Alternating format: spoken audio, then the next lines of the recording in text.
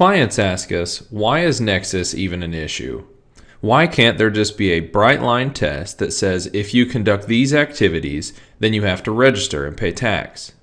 Well, it's really quite easy to understand. There are essentially two parties at play here, businesses and the government.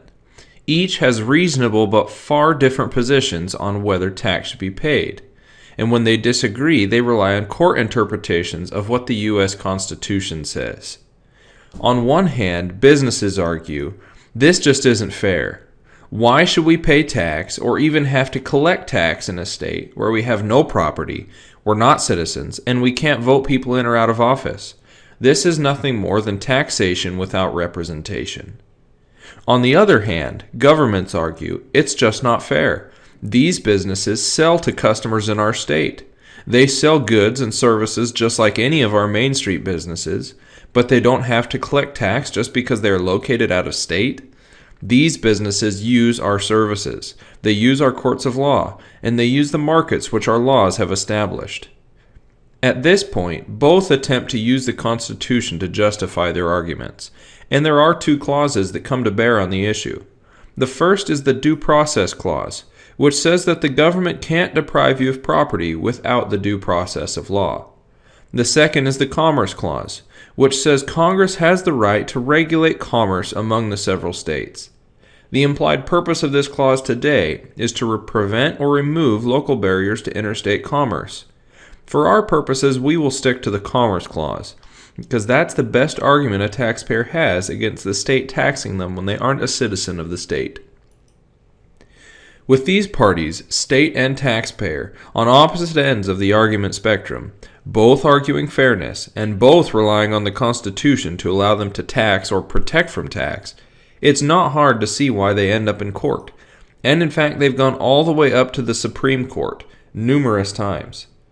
Here is a short, lightning round summary of some important Supreme Court case rulings. The earliest rulings held that a company must have some kind of physical presence before a state could make them collect or pay their taxes. But physical presence was viewed in a broad context even in these early cases. In fact, the Supreme Court ruled that physical presence is not just limited to a company's physical property or full-time employees. Physical presence could come in the form even of an independent sales rep. As time went on, it seemed like the states were winning all of the Nexus cases at the Supreme Court.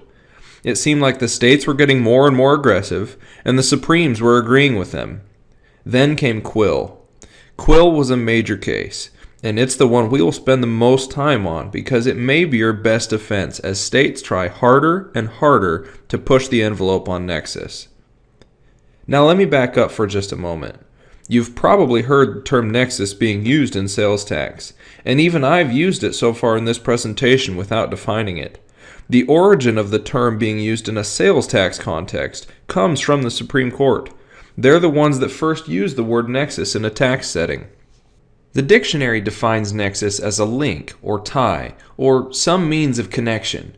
The context they're using it in is that a business has to have some connection, and the Supreme Court has made it clear a substantial connection must exist before the state can force them to pay or collect their tax.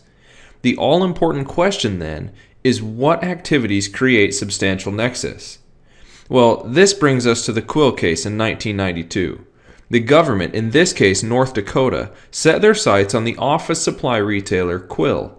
Quill's main source of business was through catalog sales. Quill had no physical presence in North Dakota, or at least a very minimal physical presence.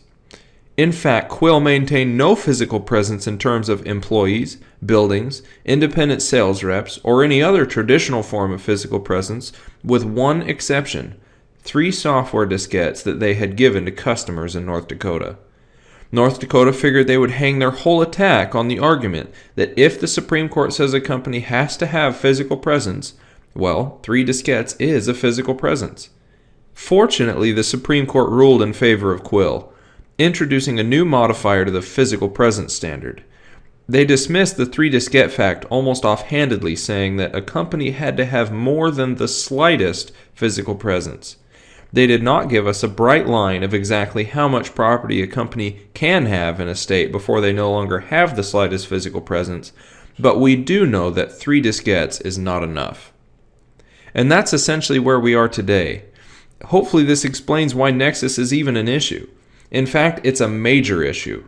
It's very gray and constantly changing. And why? Because the Supreme Court has held that Nexus is, for all practical purposes, a Commerce Clause issue. Only Congress can regulate interstate commerce, and as of today they have chosen not to do so when it comes to sales and use tax. And so states are becoming more and more aggressive in passing new taxes and in finding new ways of establishing Nexus with as many companies as they can. So really, what you can say for certain today, given the inactivity of Congress and the limited court cases, is if you have some presence in a state akin to or less than 3 software diskettes, then you're probably okay. You must have more than the slightest physical presence in order to have substantial Nexus. And that's our current situation. This is an important issue that every company should be aware of and take steps to protect themselves. And we almost always recommend a very conservative approach in deciding whether you have Nexus for sales tax.